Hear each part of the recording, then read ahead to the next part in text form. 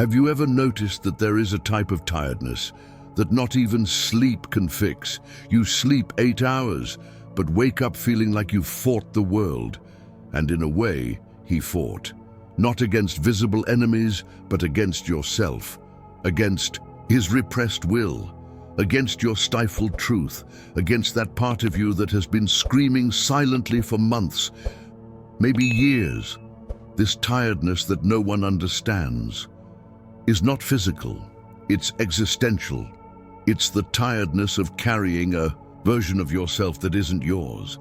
To smile when your chest wants to scream, to obey when everything in you wanted to refuse, of accepting what hurts, of swallowing what wounds, of continuing when the body begs to stop. And you know the worst part? You think this is being strong. But that's just the reflection of someone who got lost trying to be what they expected, who has adapted so much to external demands that he has forgotten how to listen to his own limits.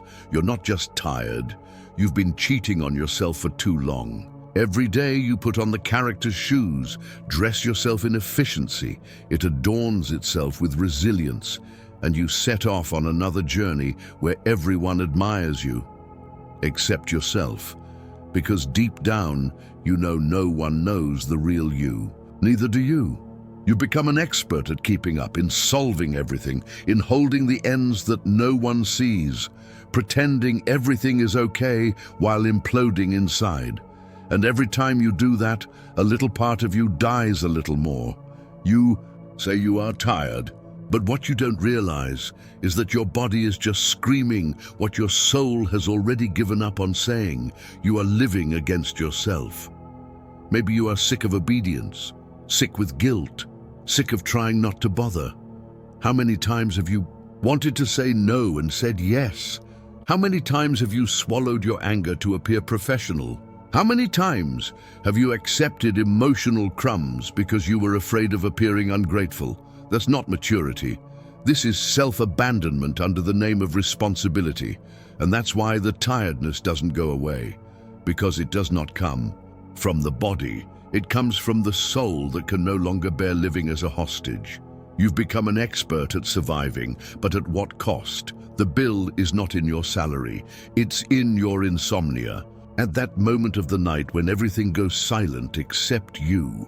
It's when the body lies down, but the mind remains standing, organizing excuses, rehearsing conversations, reliving humiliations that no one noticed, only you.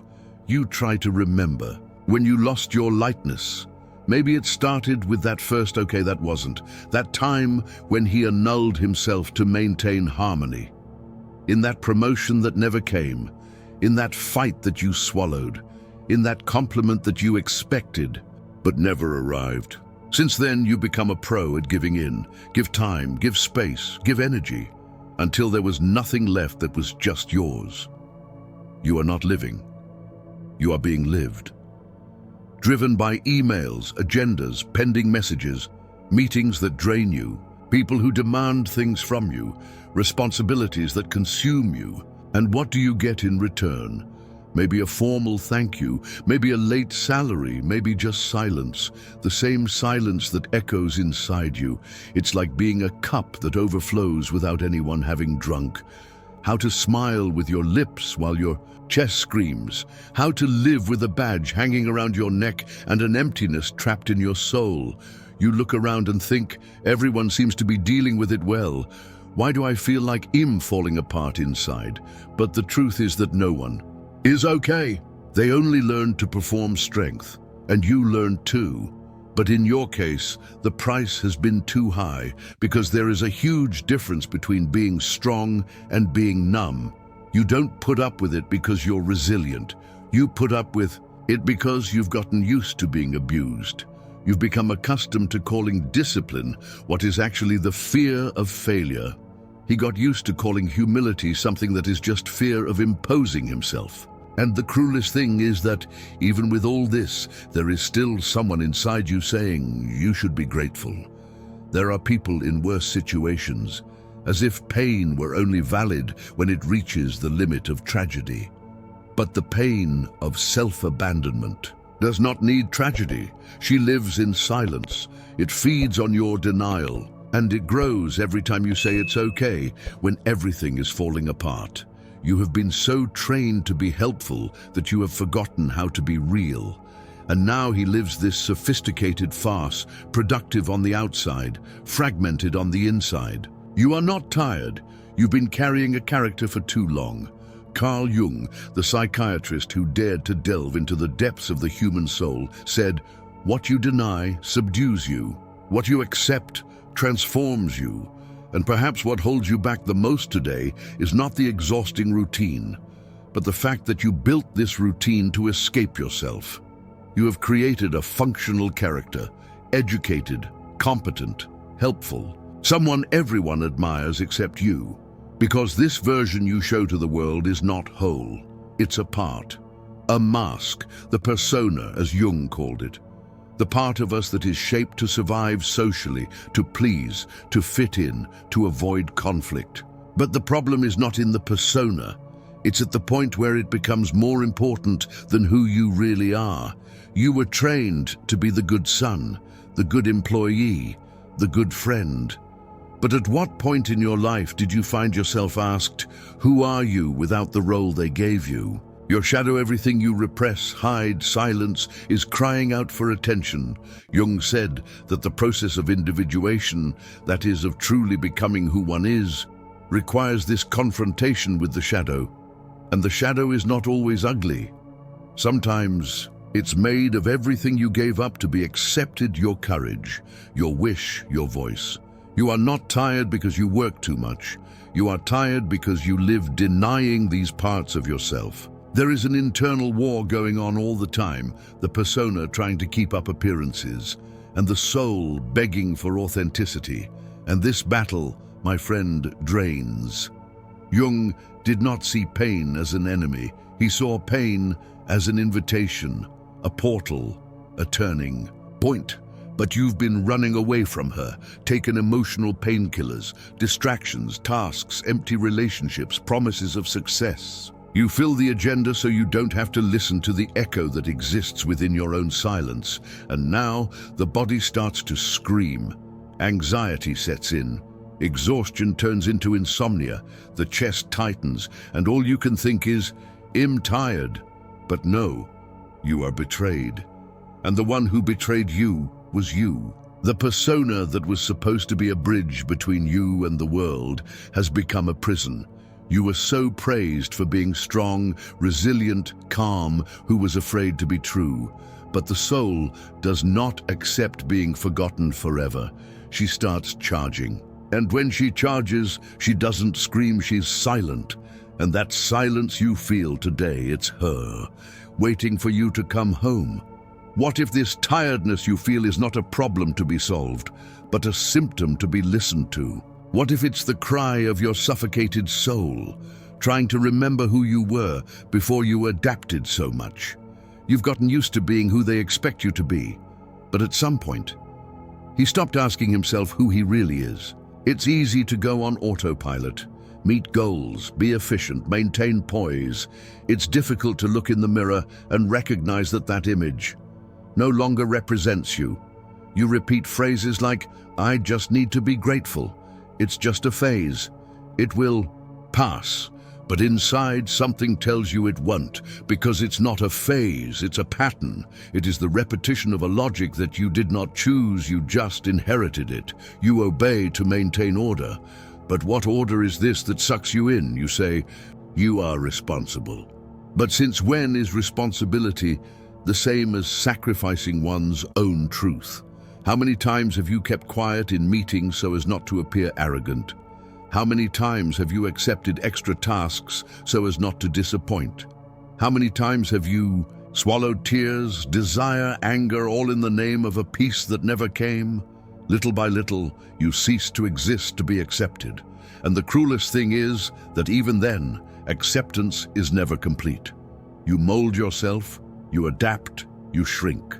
But there is always one more adjustment, one more demand, one more concession. It's like trying to fill out a form that changes questions with each answer. And you call that maturity. But maybe it's just fear of losing the little recognition he still receives. After all, what's left of you when the applause stops? What's left when the performance is over? What's left when no one needs you anymore? Maybe the emptiness you feel is not absence, be excess. Too much lies accumulated inside a body that just wanted to exist in peace. Jung said that the process of becoming whole is painful because it demands letting die who you pretended to be. And that's what you feel right now. This pain is not weakness, it's mourning. I mourn for everything you sacrificed to be accepted by a world that never truly saw you. Real life begins when you stop obeying, not to others, but this idea that the right thing to do is always to erase yourself. You are not lost, it's waking up. And this process is not pretty, it's lonely, it's confusing, it's silent, but it is true. You don't have to destroy everything, but you need to stop destroying yourself to keep what destroys you. Healing doesn't begin when everything gets better. It starts the exact moment you decide to stop cheating on yourself. When you look at your routine and for the first time honestly ask yourself, does this represent me? Or does it just keep me alive on autopilot? Being yourself can be costly, but continuing to erase yourself costs everything. Maybe you can't quit your job right now, nor escape from the routine, and that's okay. Because it's not about running away. It's about stopping calling virtue what is just tamed fear. The first liberation is not external. It's when you stop blaming yourself for being tired. It's when you stop apologizing for not being perfect. That's when you understand that your sensitivity isn't weakness, it's radar. You don't need to take revenge on those who ignored you. You need to see yourself enough to not depend on it. Being strong doesn't mean swallowing everything in silence. It's having the courage to admit this doesn't make sense to me anymore. And even if you can't change everything at once, you can change the way you treat yourself. You can start saying no where you've always said yes. It can place limits where before there were only concessions. You can stop trying to be understood by those who never wanted to listen to you. Because true freedom does not come when the world changes. It comes when you stop waiting for permission to exist. Accepting your truth is the first act of rebellion against a system that profits from your obedience. You don't have to become someone else. You just need to go back to being who you were before you started abandoning yourself. And this return is not magic. It's slow, it's full of stumbles. But every step taken towards your essence is a revolution. You may never receive the recognition you hoped for.